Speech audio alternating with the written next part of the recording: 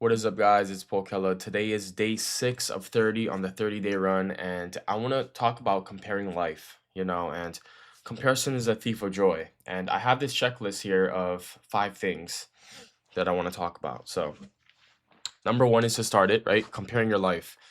I feel like it's hard to move ahead, when you compare and you constantly compare and you become envious about what someone else has, you know, who they are as a person, and when you compare yourself to everyone else, you're not going to move up, because you're so worried about turning into them. Like, you're yourself and you need to turn into yourself. So you can't always worry about somebody else and what they're doing, or you know what they have. All you have to really worry about is who you are and how you're doing, and who you were 6 months ago compared to today. So, like, a big thing for me too is, like, before I got to where I'm at, right, I would always compare to what other people have, and I would chase what they have, right? Like, oh, like, you have this certain car, I want that, you know.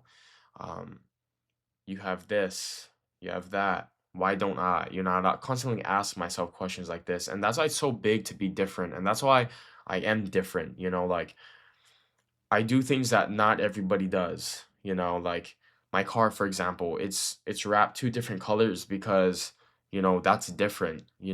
Like, I bought a car that not really too many people have because it's different. Um, and I make a lot of strong choices because it separates me from everyone else.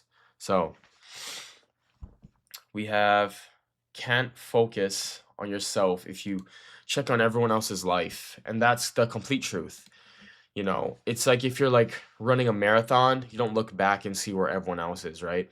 Because all you're worried about is you winning, you getting through it, not worried about, okay, is this guy gonna win or am I gonna win? It's just, yo, I'm in my own lane, everyone else is in their own lane, and that's that.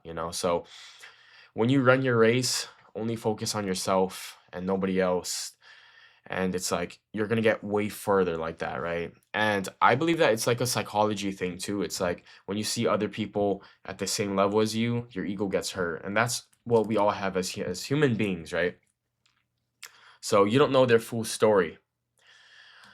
That's something that I had to learn a long time ago, right? Is that some people that are the most successful had the hardest struggles, and you know I feel like a lot of people get jealous and envious based off of that, off of what they can see, not knowing people's full story. And that's absolutely correct.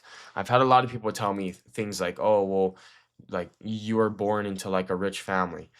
You don't even know who my family is. Like, I'm telling you, like, I grew up with eating, like, the same meals every single day for like